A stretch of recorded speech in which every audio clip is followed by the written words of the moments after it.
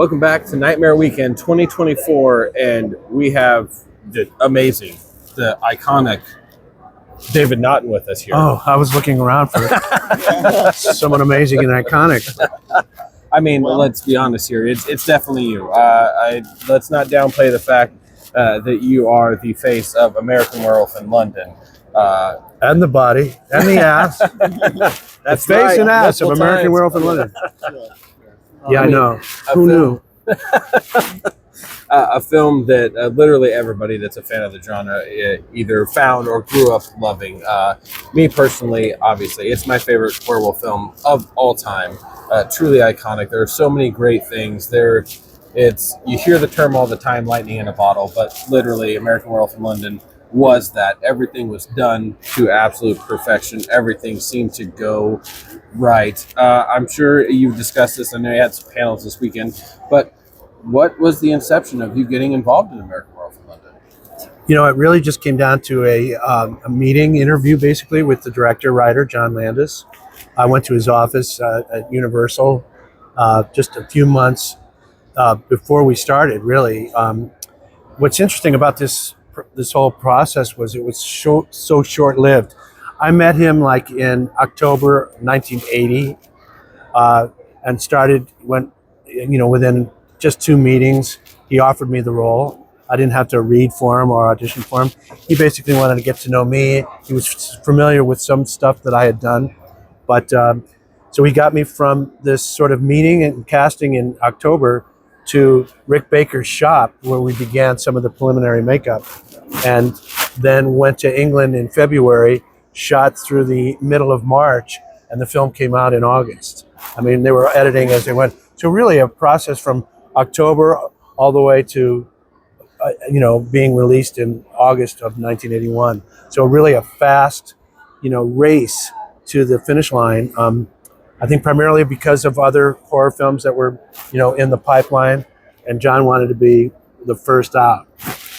And I think we accomplished that. Absolutely, 100%. I know in the past you talked about in your Dr. Pepper commercials and getting involved with those that called for singing and dancing, and that wasn't exactly quite where you were at. You're a classically trained stage actor and things like that, but dancing and singing was not exactly your forte at that time.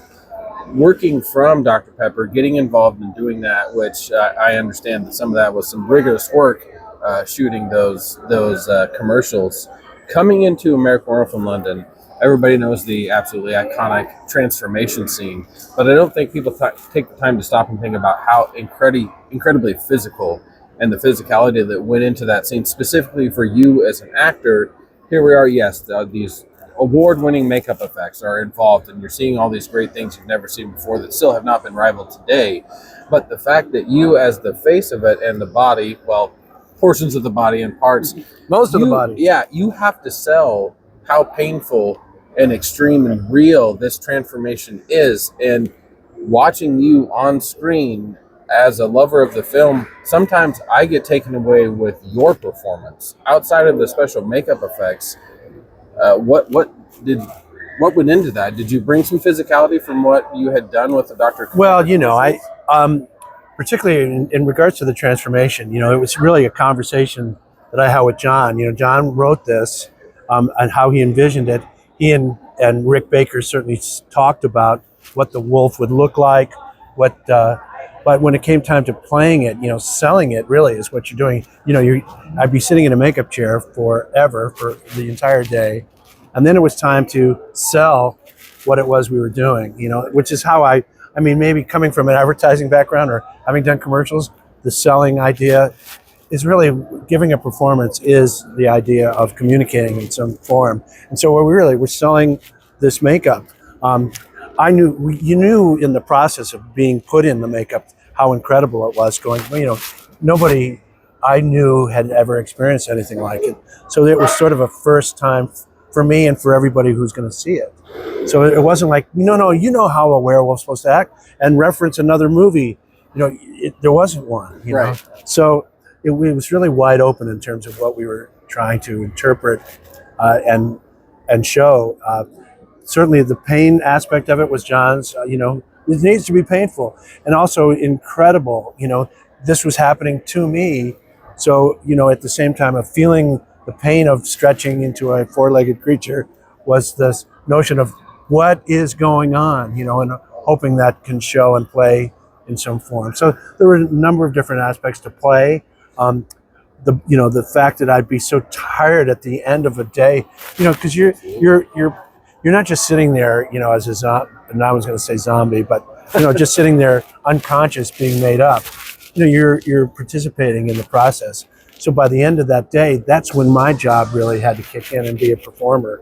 And we'd do it. And what really struck me was the shortness of time in terms of the performance. Once we started rolling, as I've mentioned probably before, John Landis is very decisive, knows what he wants. He'd get it and go, okay, we're good. And Rick Baker would go, wait a second. No, we're not good. It took me and my crew months to prepare this aspect of the transformation. Can't we shoot some more? And John would always say, what does it do? What else does it do? You go, well, that's kind of it. And I'd be going, yeah, I'm probably done. And they go, no, you're not. I want to add to that a little bit.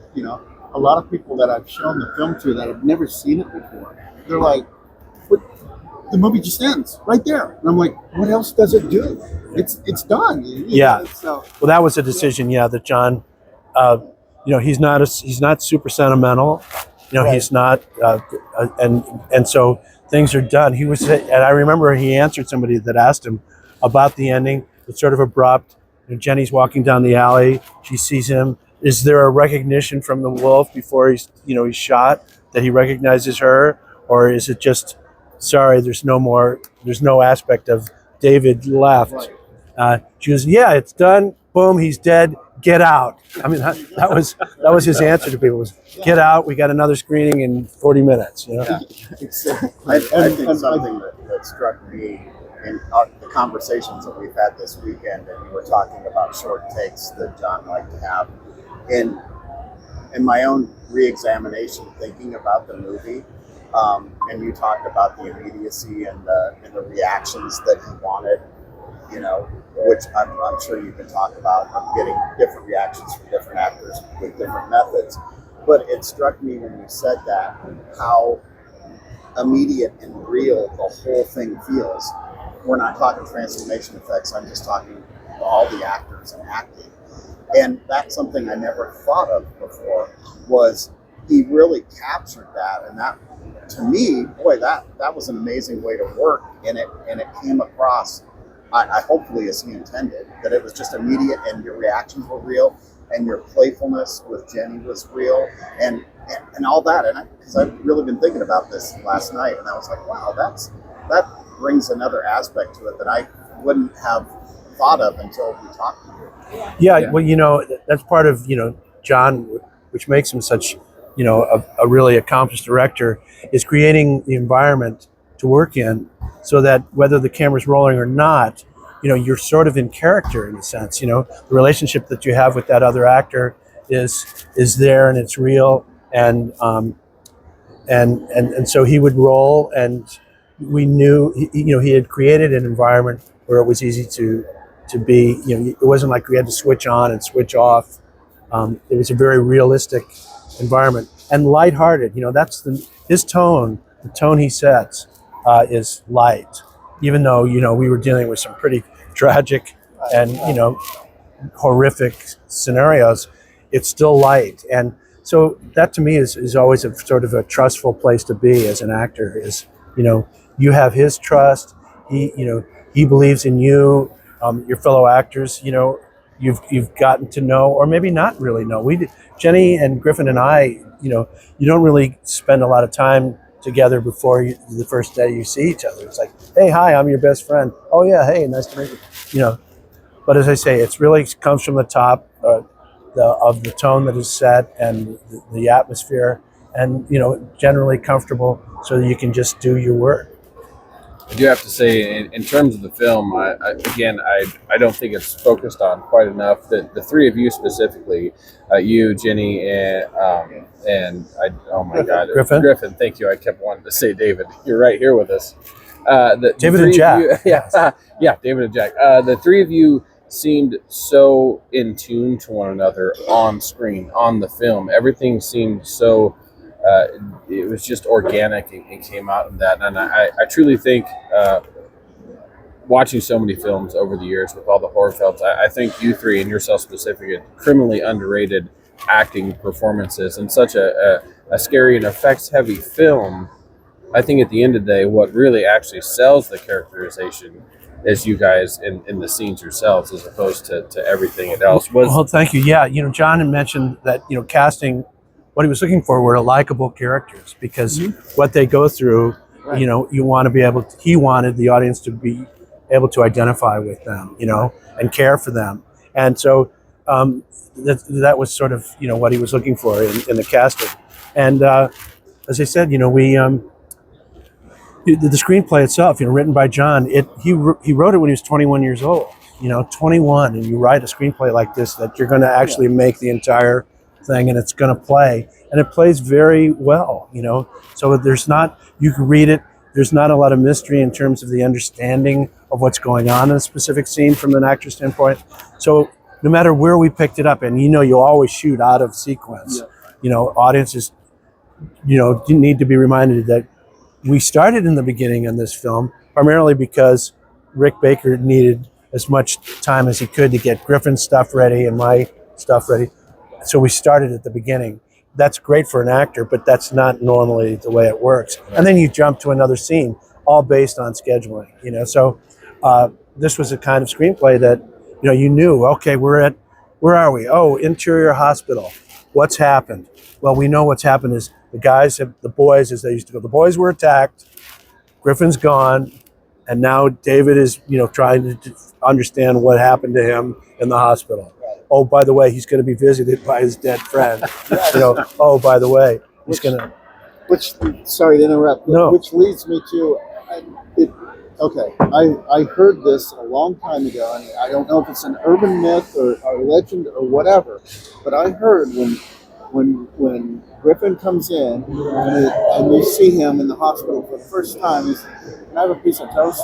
And he walks out and he grabs the toast, dips it in the egg, and he takes the first bite. I heard there was a close-up shot of his throat, and it comes out the throat. Yeah, no, that's not... I mean, Rick was good at what he did, but yeah, trying to see that happen, I wasn't part of the plan. But it was so realistic a makeup that you could possibly think that you'd see something that didn't actually happen. The So, fans, urban myth. there you go, Yeah, urban myth. yeah. The fans always mention it, and they catch on to that. There's a specific Oh, little yeah. Yeah, the dangling. flesh. That's was, just was nothing that hard? planned. Did that catch you during the filming of the scene? Did Well, that you, catch you're just the whole idea of seeing this makeup, as close as you can, and they're continuing to, it was like having the painter right there with his palette.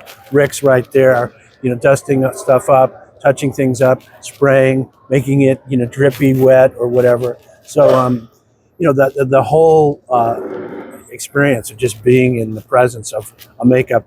Says, yeah, I saw Griffin when he came in this morning, and just getting in the chair to the final product of him walking on set. And it's right down to the hands too. If you look at anytime he gestured, you look at his decaying hands and veins, and just an amazing scene. Absolutely. And one of their fears was, how's this going to look on film? This may look really great in person. So between Robert Painter, the director of photography, how he lit these scenes, John wanted it bright, and it was a hospital room bright. We're talking fluorescent type bright. In the apartment during the transformation, bright, lights on. Nothing too smoke and mirrors. Right, it's lit like a soap opera. Yeah. Unrivaled still to this day. Do you have either a favorite scene of the film or a favorite day on set that you can tell the fans? Oh gosh, it was just start to finish. It was just an experience that I always just tried to keep myself focused on. Where am I in the script? What's happening? And people would come in or out depending on who I was dealing with. Jenny was always classy. Griffin and I were jokey, and buddy, which was great. And John was always going, "Hey, you got to go see Rick." I go, "Really? Again?" Rick was not the bad guy. Believe me, he's a sweetheart of a guy. but knowing that when it came time, I was being like handed off to, and being the subject of his genius makeup. Yeah. It's like go see Rick. Okay, see you guys. So And that was just sort of the inevitability. Little did we know that the payoff was what really I think has kept this movie around and available. Is if you want to see practical makeup where the bar is really high, you check out Rick Baker's Academy Award-winning makeup. Absolutely. Now you're not just David Kessler. You're David Naughton. I know we spent a lot of time talking about American Werewolf in London. Yes. I want to give you a moment to plug another project of yours that you really enjoy that you wish fans would go out and check out, or if you have anything upcoming that you'd like to let them know about. Well, basically, people that have seen this film that I did called Brutal Massacre. Yes. I don't even know if you're familiar with it. Yes, actually. It's kind of a very cool little movie that we did, years ago. I didn't think it got the distribution and that it really required, because it's a comedy about making a horror film. Yep. And I play the director of this horror film, which is called Brutal Massacre. You go, what a title, Brutal Massacre. I don't know if I'm ready for this kind of horror. I go, no, it's not a violent horror slasher picture. It's a comedy about, what can happen when you're making an independent film on a small budget. And it came out, I thought, pretty well. Some performances are particularly, very memorable. The late Gunnar Hansen, that everybody remembers, is so funny in this movie. And so, if you haven't seen Brutal Massacre, that would be one that I would hope people would see, and I'll see them down the road. Absolutely. I would second that. I remember hearing when that movie was either coming out or had just came out, and it was like, oh my God, David Naughton's in another, horror type film. We ran out, my father and I ran out and got the film and went home and watched it directly. Just being especially if you've been around or tried to do any sort of independent thing, you want to do, even if it's a short film or whatever, you can relate to this movie. Absolutely. And actually, the director Stephen Mena had done another film where some actual experiences that happened to him, like a guy he thought was working on the film wasn't, and he gave him an errand and money to go into town, and the guy took off, and they went, "Who is he? Does he work for us?" He goes, "No, he doesn't." He said, "Oh, you just gave a guy $50 and the keys to one of our vans." That kind of stuff happened to him, and so he had to put it in a movie. Yeah, so it's in that one. Really funny that you would bring that up. Like, I wrote a script about the same thing. The instances that have happened to me on set, right? Other people and other actors or writers or directors. I'm like, hey, what have you experienced? And it's called 20 Days in Hell. Yeah, well, that's the thing where people have these experiences and go, this would make a great scene, and yes, exactly, and you go, okay, well, to be, to be continued. The creative in absolutely comes out. David, we've taken up way more of your time than probably needed. Well, it's really nice talking to you guys. So much for taking the time. From the bottom of our hearts as fans, we cannot thank you enough for the art you've put into the industry and the genre. Truly a legend, honestly, living. I do have one final question for you, and it is a question that we ask everybody that we've talked to that's worked in film. If you were given the keys to the kingdom, all the money you wanted, anybody, access, writers, directors, actors, whatever you wanted to do, is there a dream project that you would like a dream project? I'm still looking for that, comedy that, I enjoy. That's really something that just comes more naturally to me. But no, I know there's something out there. There are those sort of A-list directors that I would do very, I used to always say, if I see someone, I go, if you got a security guard with a rubber gun, I'm ready to play that guy. Because just for the experience of being, that's what I find out is, what are the lasting memories? It's not a specific scene necessarily. Like I went through that transformation thing, and it was more something I'd want to forget than try to remember. But it's the people that you work with. Yes. And that's what you remember. That's what you take with you. That's what you carry with you. That's what you talk about, and that's what you reminisce about when down the road. So absolutely. I'm waiting for that next one. Man, an absolute dream of mine to be here with you. Thank you so much for your time. Thanks, guys. Appreciate it. And that other voice you heard from behind the camera. Yes. Thank you. A highlight for me meeting you, knowing you were going to be here. American Werewolf is such a part of my consciousness, and childhood, adulthood. It's one of those movies that has always stayed with me, and I have a great reverence and love for it, like I can't describe it. Fantastic. Thanks so much. Yeah.